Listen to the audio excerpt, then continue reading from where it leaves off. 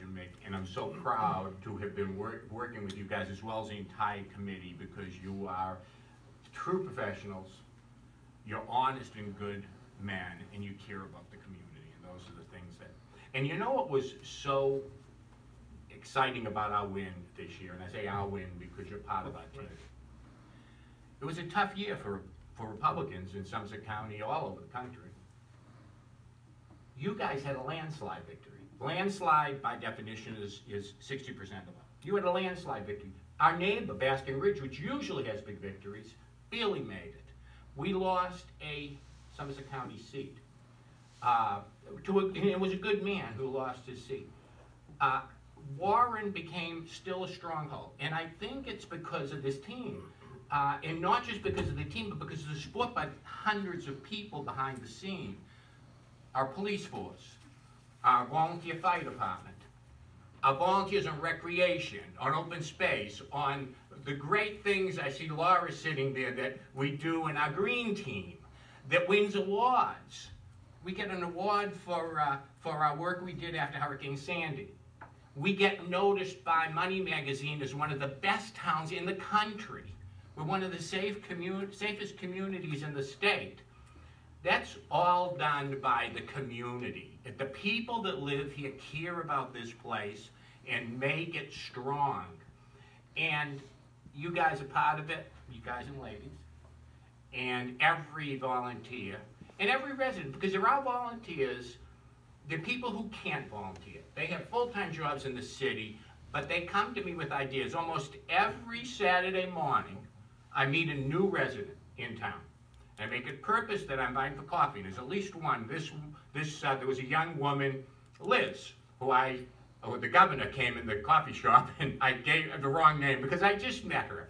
But she just moved into town, and I wanted to make her understand what's available. She doesn't have time to do volunteer work, but she knows there's people here that care. And she made a good choice to come to Warren Township. People have a choice to move here, and they have a choice to stay here. We're always going to have objectives. We're always going to have rabble-rousers. We're going to have criticisms, and half of it's fake. Some of it's legitimate, and we act on it. I mean, no one's perfect. Gary reminded me I'm not perfect today or yesterday. We're not all perfect, but we do not allow things to occur that is not for the best interests of this town. And if we go that direction by error or by misinformation or whatever reason, we adjust. And that's why it's the place that I want to live. Now, people have said, you're building a house in Pennsylvania, you're going to move there.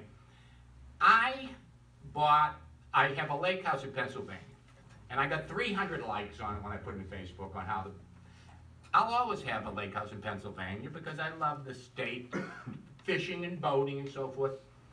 But to prove that I'll be here for eternity, I just purchased my burial plot at Mount Bethel Cemetery. There were 7 left when I found out, when I spoke at their 250th anniversary. I found that there are only 7 left, and I jumped on it, and I bought 2. So my wife and I will be here probably for a long time in this town. Did you get a deal? And because I don't know if I'll always be able to drive, I'm hoping they'll have driverless cars at some time.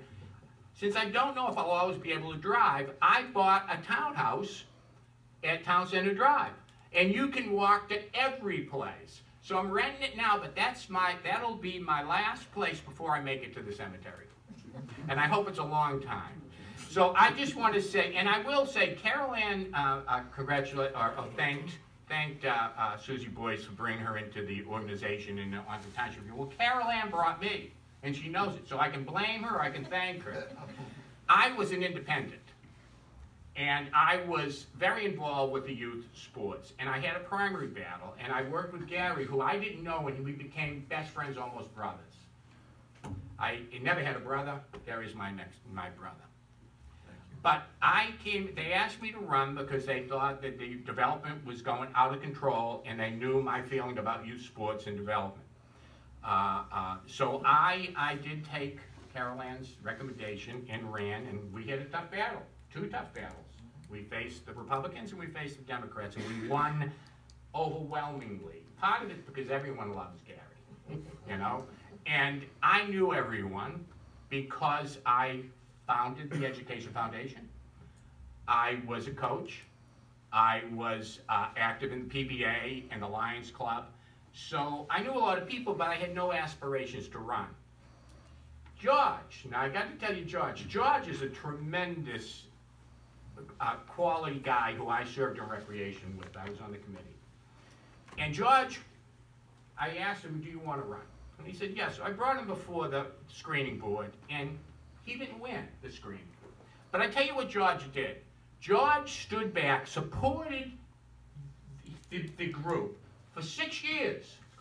He said he's a team player. He's not a criticizer. He always gave us good advice, always came to us directly, never made a big scene of our issues.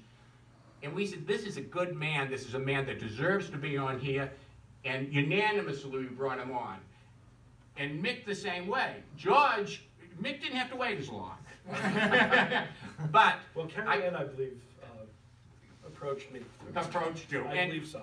But we look for good people. When Carrie Ann asked, you kind of don't say no. So. Someone said to me, you know, there should be term limits.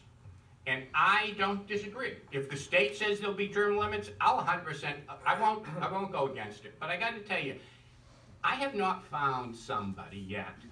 I found tons of good people who'd be interested in my position, but no one that I trust. I always see alternative motives. I'm looking for connections. I want to improve my business. We do this for the love of the people.